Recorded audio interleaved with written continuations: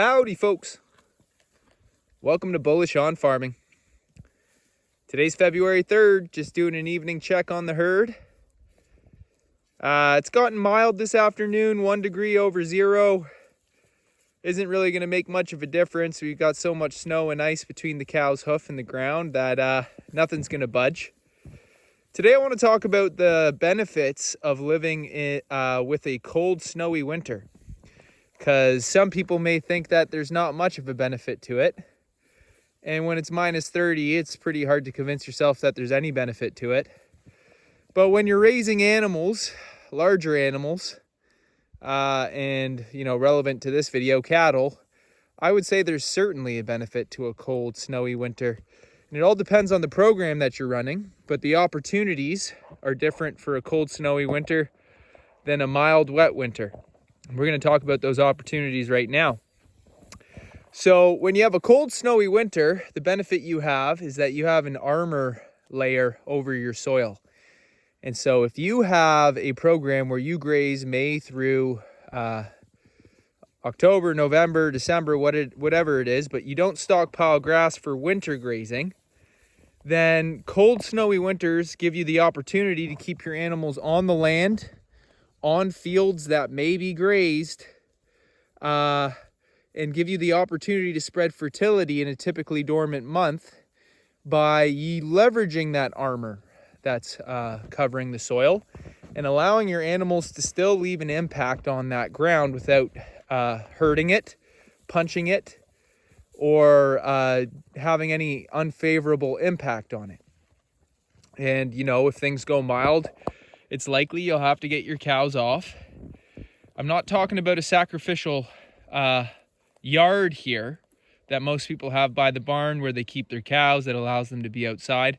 I'm talking about actually having your cows on fields that they graze on, spreading their manure in the winter, and doing something like bale grazing that we're doing here.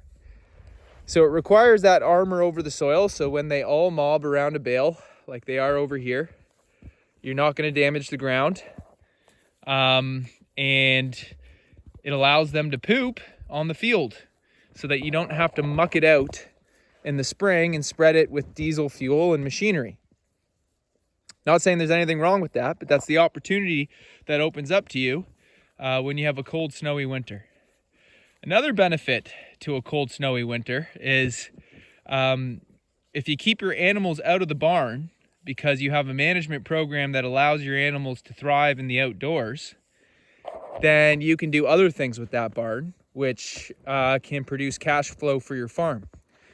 So for instance, we have that big old barn over there. The cows aren't using it, but we got our sows in it who are farrowing out to serve our pork demand.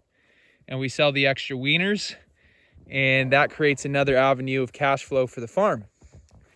And those of you who run cattle know that if you're doing homegrown beef, we're a cow-calf here, not a stocker operation, you got a whole 2 years, and in our case, at least 2 years, to finish that animal before you get a return on your investment.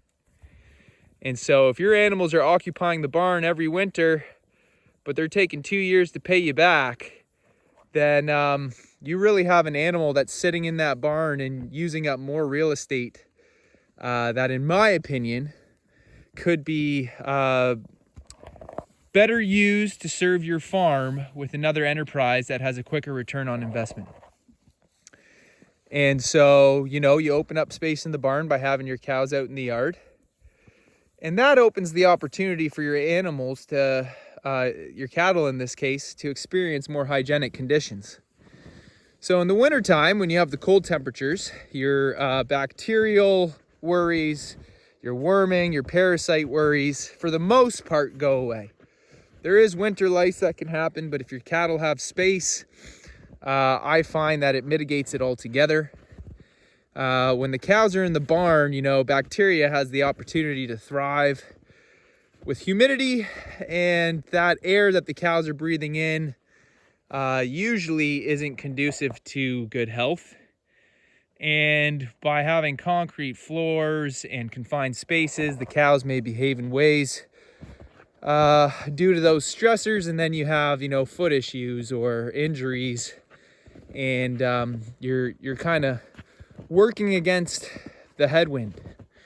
By having your animals outside and managing them properly, in my opinion, you create a tailwind. And I talked about that in a previous video, in the sense of increasing the fertility of your pastures, creating a tailwind behind you because it complements your operation, allows you to finish animals more effectively and efficiently, and allows the land to do a lot of the work for you when finishing your animals when you have good management. So that's a way you create a tailwind for yourself. And so having cows out on the land within nature's design increases the hygienic conditions of your cows, which means that you are, mitigating or reducing substantially, and in many cases, in particular years, outright eliminating vet bills and medical costs that you would have with a confined program. And so, you could see how clean these cows are.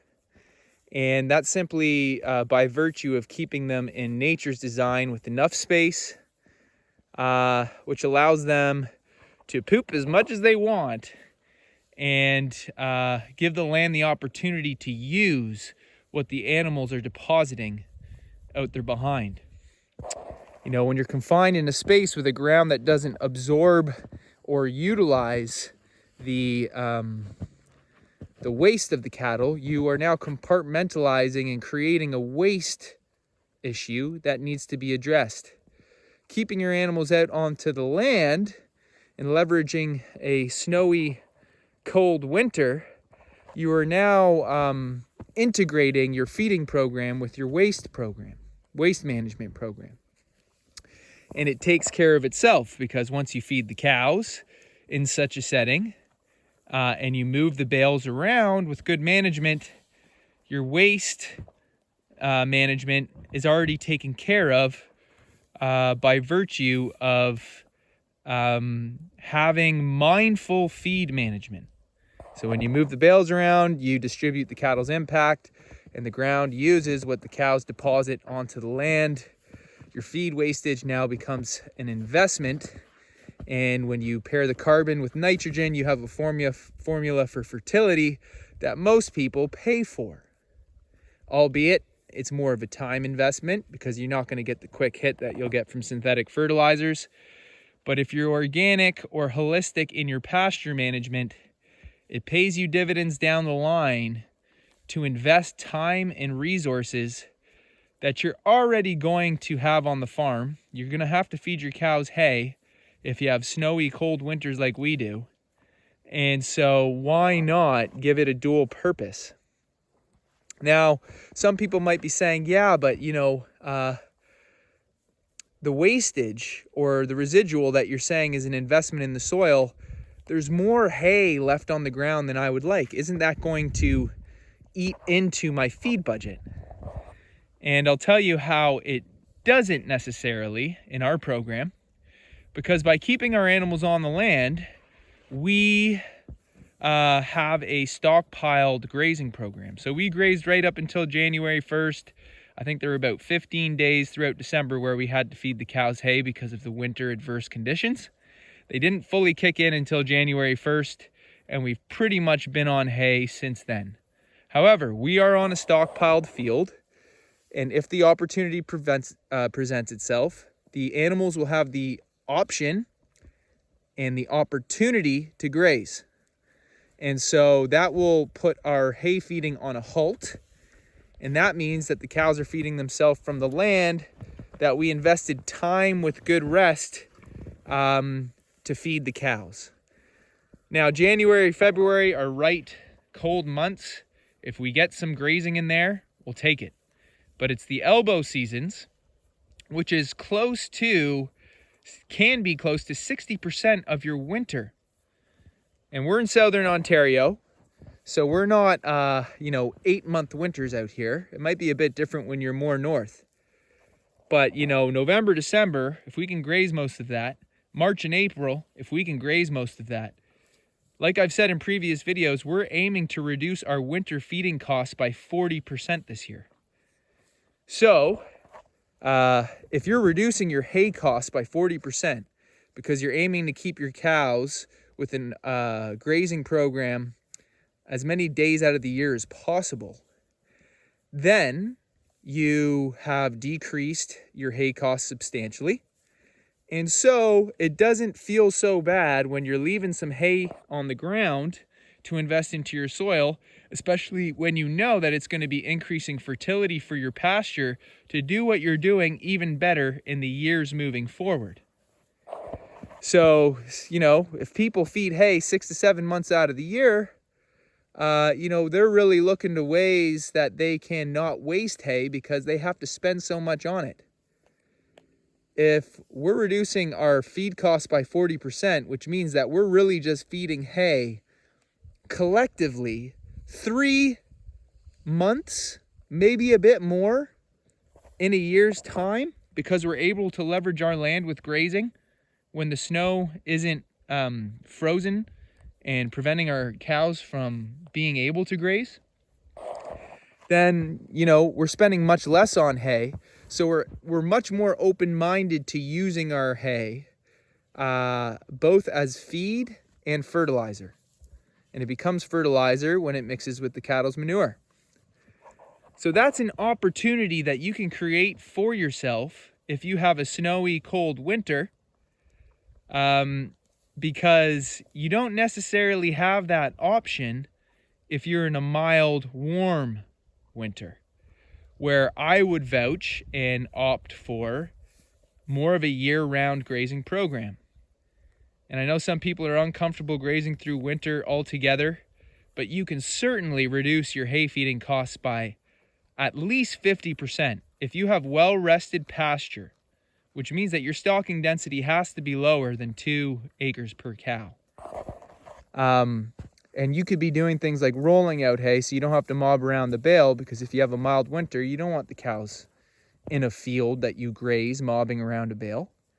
It only works with a snowy, cold winter. So, again, there would be different opportunities for a mild, warm winter climate. But because we're talking about a cold, snowy winter here, this is how we've been able to work with the seasons, not unplug our animals from nature's design for them, and turn what most folks think is a problem into an opportunity. So anyways, folks, I'm sure there's some more benefits. However, off the top of my head, that's what I can think of now. So I'd like to say thanks for stopping by, and God bless you all. We'll see you on the next one.